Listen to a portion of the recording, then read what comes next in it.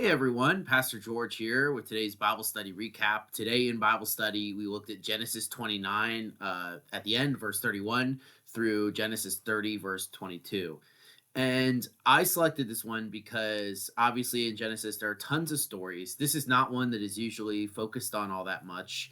And if you've been reading through Genesis, now that we've started our Bible kind of not through a year, it's going to take longer than that, but kind of doing the books through the Bible in church, hopefully have begun reading Genesis already this week. And you've probably, you passed the creation story and stuff in the beginning. You've gotten to Abraham, and you're going through Abraham, and you're probably noticing some stories that you find familiar, like the binding of Isaac, or the promises of the great nation. That's what I preached about on Sunday, right?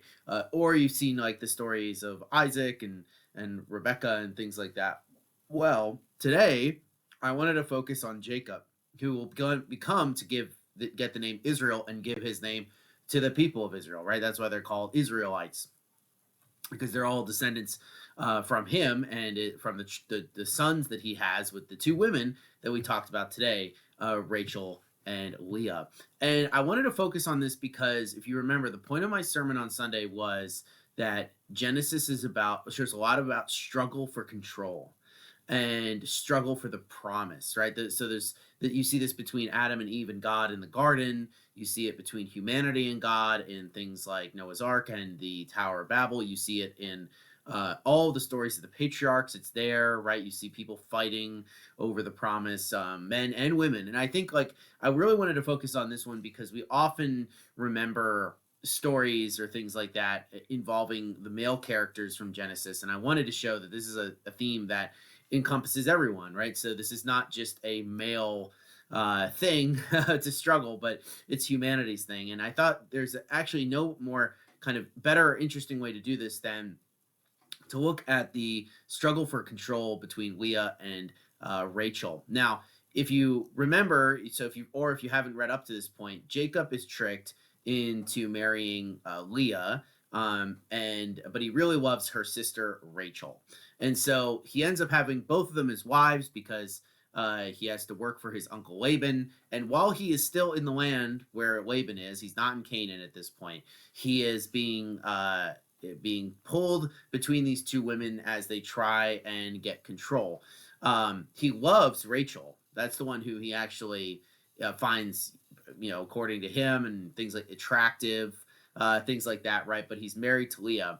But the interesting thing is, right, is in this situation, it shows the struggle for control and how the people of Israel just come from this struggle from control, right? So it's not as though it's a perfect thing, and it also reveals a lot of the difficulties that are going to have. And this is kind of the problem when people will look at say, oh, look, they live this way. The Bible is condoning this behavior, because you look at this and it's hard to see the Bible condoning the behavior that's going on here, right? God listens to the prayers of people in this story, but he never commands for them to do these things or to take advantage. And it seems like when they are given a blessing, they use it immediately to turn it against one another, right? So you see this in the story. So you see that Leah is the unloved one, so God here feels for her, and he allows her to become pregnant by Jacob, and she bears several sons. And of course, then Rachel, she uses this, right? She uses this in order to attack Rachel, because having more children, especially sons, gave you a higher place in the family.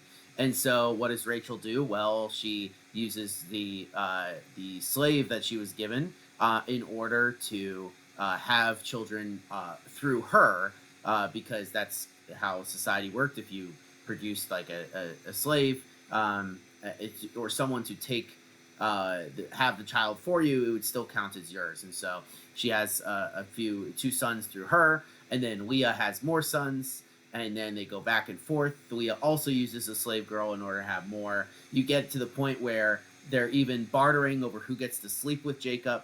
And I think the wrong thing to take away would be like that this is some sort of male fantasy, right? That's not what's going on here.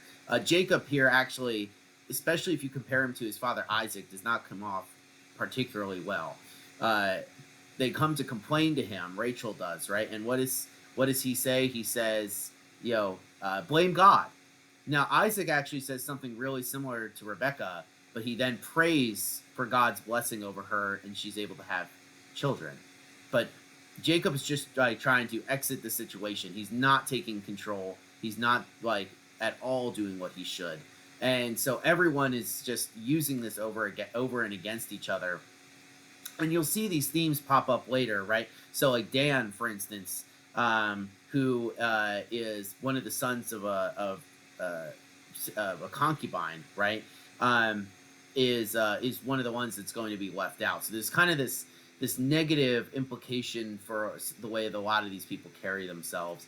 But also you see kind of hope in the future. And Joseph is the last son that's kind of born in this sequence. And it's actually said there that God remembered Rachel. And so that's something that happens in Genesis when you pay attention for that. It shows that God is doing something mercifully, but in a way that's really going to interact with history, right? So you'll see that God remembers people. You'll see this in Exodus as well. And it has serious connotations for what's going to come. So the reason I look at this story is because you see these two women using their own way of trying to gain control of the other end of Jacob. And you'll see that men do this differently or in similar ways sometimes in Genesis.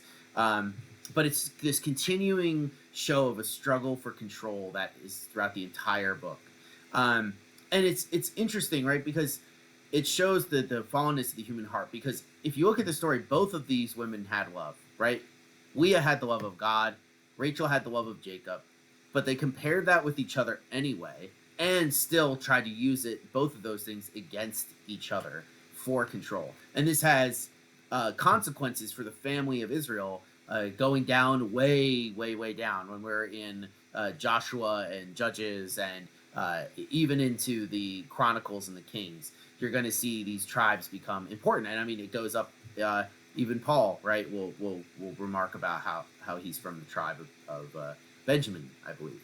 And so you still see these things, and this is still called back in Revelation. So the setting up of these men and the families that will come from them is important. And so it's important to remember where it started, and that even in that sin, God is planning to use them for greatness. And so pay attention for all these sorts of things, and remember that Jesus is from the tribe of Judah, because when you read through Genesis, you'll notice that Judah also doesn't do some great things. So there's this redemption quality that's in here as well, that even though these men were born in not great circumstances and sinful circumstances, even though they themselves do pretty bad things, God will redeem it. So that's what we talked about today. I hope you guys find that interesting. Good luck on your reading, and I will see you tomorrow for an episode of A New Thing. Peace out.